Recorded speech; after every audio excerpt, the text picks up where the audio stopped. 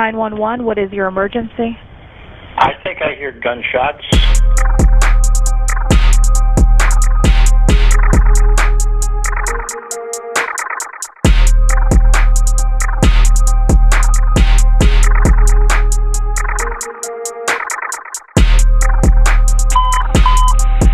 Shotsfired.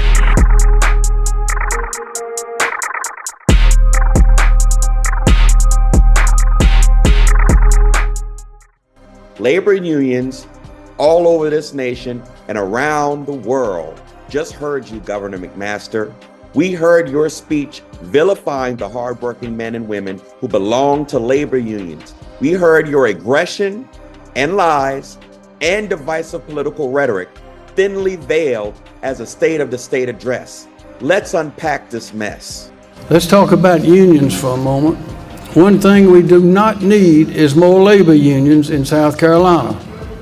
We've gotten where we are without them, and we do not need them now. South ain't racist, no. Oh, now Governor McMaster doesn't want unions, doesn't need unions.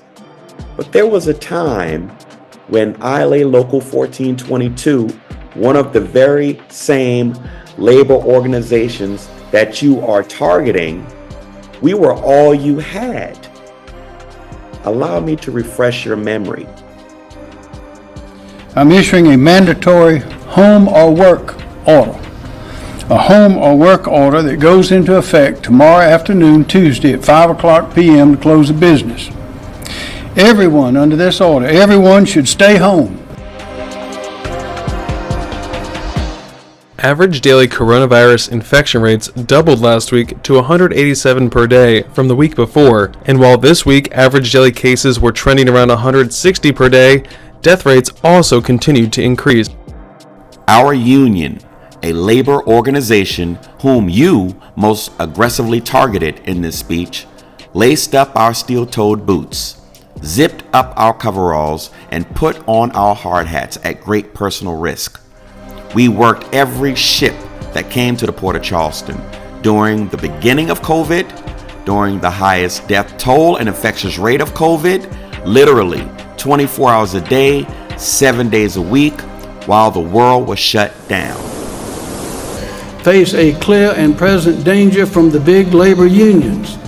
They have crippled and distorted the progress and prosperity of industries and cities in other states.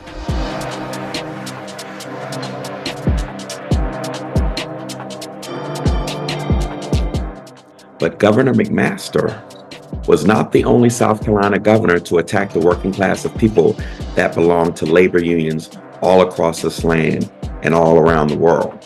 Former governor and presidential candidate Nikki Haley spoke with equal aggression and vitriol against the hardworking men and women of labor. I wear heels, and it's not for a fashion statement. It's because we kick, and we kick those unions hard, and they will not step foot in the state of South Carolina. And we'll make the unions understand full well that they are not needed, not wanted, and not welcome in the state of South Carolina. There's a reason South Carolina is the new it state, and it's because we're a union buster. In case of union busting, failure to keep promises, and going after a union to destroy. So, could this toxic and divisive mentality be South Carolina politicians only?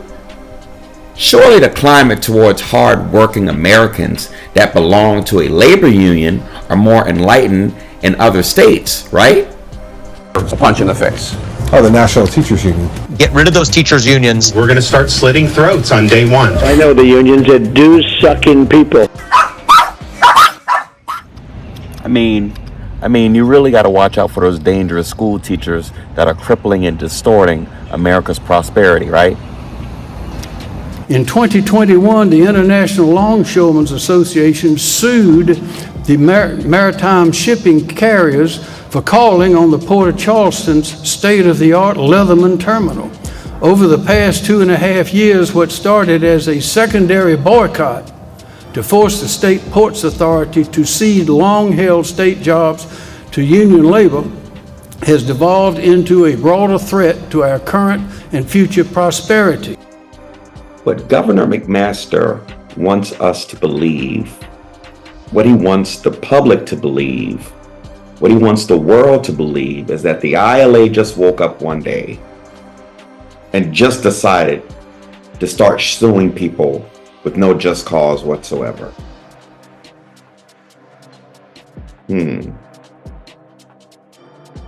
Well, that doesn't sound right. Something's missing.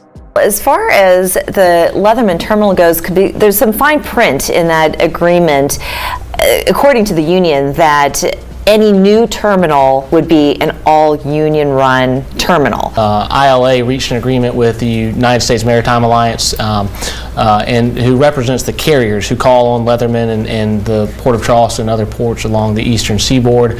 Talking about as part of their collective bargaining agreement that new ports that would come online would have ILA employees operate the cranes in those new terminals. Now, Leatherman was the first terminal that's opened in over a decade in the United States, so really this was kind of the proving ground.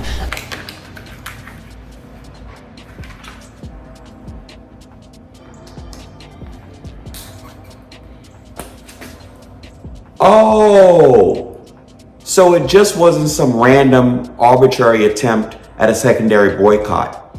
In fact, it was the ILA just trying to enforce their contractual rights.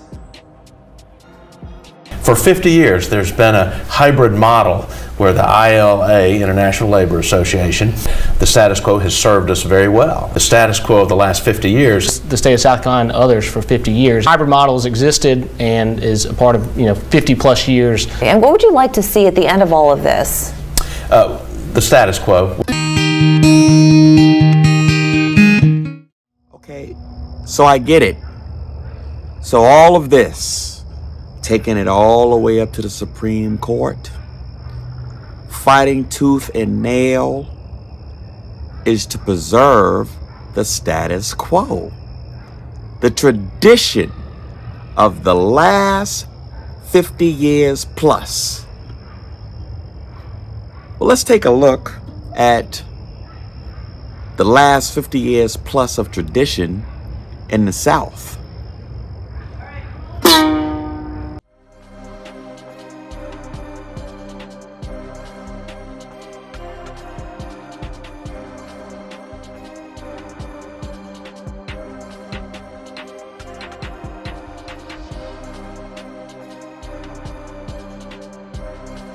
They'd give anything in the world if we had some trouble here. If we don't have any trouble, we can beat them at your own game.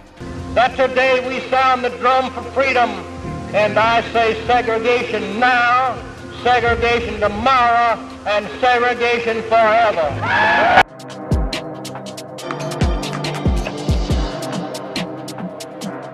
A great tribute to America. Let me make one thing plain. I respect the right of workers in the private sector to strike. Indeed, as president of my own union, I led the first strike ever called by that union. I guess I'm maybe the first one to ever hold this office who is a lifetime member of an AFL-CIO union. South Carolina's sovereign interest. We will fight. Ladies and gentlemen, we will fight all the way to the gates of hell.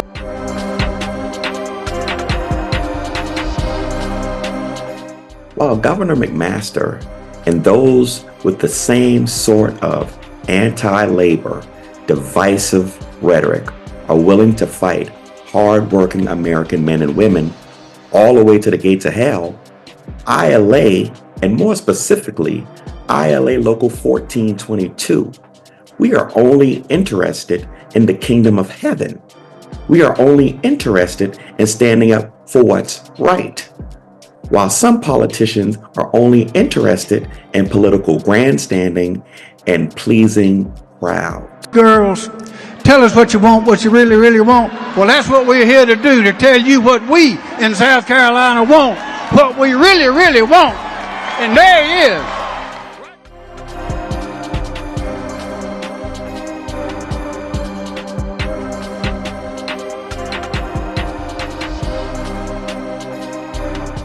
One thing we do not need is more labor unions in South Carolina. We've gotten where we are without them, and we do not need them now. I have made it very clear. Unions are not needed, wanted, or welcome in the state of South Carolina. Get rid of those teachers' unions. I know the unions are dues-sucking people. In that moment, Donald Trump said, and I quote, "I think that the unions are really, really hurting very badly what's going on with the auto industry." End of quote. This is a call to action to every worker within our workforce on the fence about becoming a union member. You have just witnessed the environment we must survive in. Our adversaries have boldly proclaimed our destruction.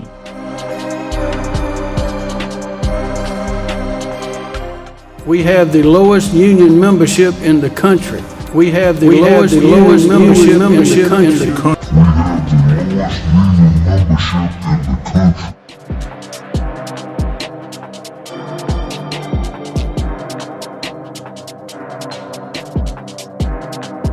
I pray to God that the hate and divisive political rhetoric coming from those that oppose hardworking Americans will cause a revival within Local 1422, ILA overall, and labor unions globally.